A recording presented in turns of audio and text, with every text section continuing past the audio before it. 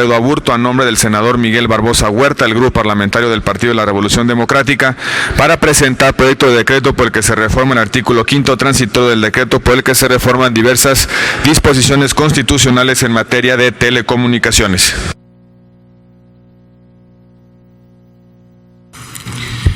Muchas gracias, senador presidente. Yo creo que en este asunto, como en general, la política debe tener claro a quién le sirve este Senado de la República. El asunto del apagón, porque nuestra iniciativa, la iniciativa presentada por el senador Barbosa, por su servidor, lo que pretende es, sí, corregir un plazo que nosotros mismos, como ya lo dijo el senador Lozano, le pusimos al gobierno para la entrega de las televisores y para concluir pues la transición digital terrestre y para que México pues transite a una tecnología como lo está haciendo el resto del país. Hay veces que corregir es pertinente, pero siempre y cuando se haga por las razones correctas, con medidas justas y con medidas adecuadas. El apagón debe de tener en el corazón de su ser una sociedad de derechos, proteger los derechos de las audiencias. Las razones por las cuales estamos aquí, es decir, la tutela de derechos fundamentales, tales como el derecho de la sociedad a informarse, a contar con una pluralidad de medios para realizarlo, a conocer la verdad, a garantizar la libertad de expresión y, por supuesto, garantizar la igualdad y no discriminación en el ejercicio justamente de estos derechos. Sin embargo, el debate tampoco es tan sencillo y nos vendría muy bien, creo, el día de hoy, que el tema esté en la agenda pública, hacer una ayuda de memoria. A ver, cuando votamos la reforma constitucional en materia de telecomunicaciones y radiodifusión publicada el 11 de junio del 2013, esta soberanía aprobó la inclusión del artículo 5º transitorio justamente para que la transición digital terrestre, la cito, culminara el 31 de diciembre de 2015. Esta es una parte muy importante, porque la palabra culminación lo que hace es poner un plazo, es decir, se iniciaba la transición, se iniciaban los apagones en diferentes regiones del país y el Estado tenía como fecha fatal, y no el Estado, bueno, en este caso el Instituto Federal de las Telecomunicaciones, culminar y hacer ese apagón totalmente el 31 de diciembre. Yo no creo que debamos ahora transitar a decir que todo el apagón se va a implementar en una misma fecha. Me parece que eso es un error, por una razón, ya lo mencionó el senador Lozano, el apagón lleva años, la transición digital terrestre es un proceso muy largo, e incluso hay ciudades en donde ya se realizó. ¿Hay que aplazar el apagón? Nosotros creemos que sí, pero no creemos que tenga que ser un año.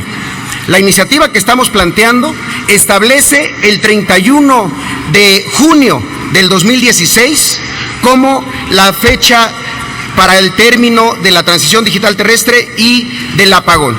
¿Cuál es la lógica de esta fecha? Tener un balance entre que nadie se quede sin el derecho a la información que significa tener una televisión prendida en su casa y otros derechos que van acompañados, pero también un balance para que continúe otro proceso del que se habla poco, pero que es fundamental, que es justamente la liberalización de la banda de los 700. Una de las razones por las cuales coincidimos muchas veces en la reforma de Telecom es porque había la posibilidad de una red compartida en materia de telecomunicaciones que iba a incrementar la competencia, que iba a generar un nuevo modelo de mercado y que hoy aplazar el apagón puede poner en riesgo justamente esa transición y la liberalización de la banda. Ahora, si hay que decir de manera muy clara, en esta situación en la que nos encontramos el día de hoy, hay varios responsables. Nosotros aprobamos en la reforma que hubiera 5 sujetos obligados. Uno de los sujetos obligados era la Sede Sol, que estaba obligada a hacer el padrón de a quienes se les tenía que entregar televisores o codificadores.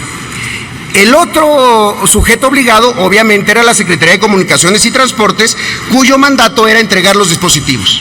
Pero también las televisoras privadas tenían una obligación que vale la pena escuchar hasta dónde han avanzado. También las televisiones públicas tenían una obligación que ya han manifestado que simplemente no han cumplido. Me llama mucho la atención que las televisoras locales, particularmente las de los estados, hagan una argumentación que va alrededor de la falta de recursos, porque es cierto, no han tenido los recursos. Los estados no han asignado los recursos para la transición digital. Pero creo que no hay que caer tampoco en esta trampa de decir que no tienen los recursos. Revisen cuánto gasta un estado en promedio en publicidad gubernamental y es una cifra muy por encima de lo que necesitan para que su televisión pública haga esta transición digital. Entonces, ha habido dinero, lo que pasa es que ha estado destinado a otras cosas, a la promoción personalizada, a la promoción de programas sociales con claras intenciones electorales.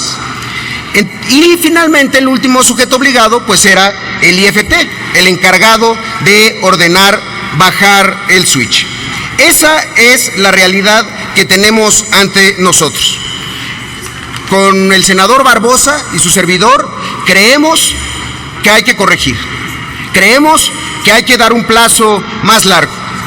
Creemos que ese plazo, deba de ser un plazo para la culminación y no un plazo para bajar el switch en todo el territorio de manera simultánea. Eso no es correcto. ¿Qué otras cosas no creemos? En otras posibles añadidos que se hagan al abrir la reforma constitucional y que tengan que ver con otros intereses. Creo que no debemos de detener tampoco la liberalización de la banda de los 700. Creo que también donde ya se ha hecho el apagón, no debería de haber un encendido ahora.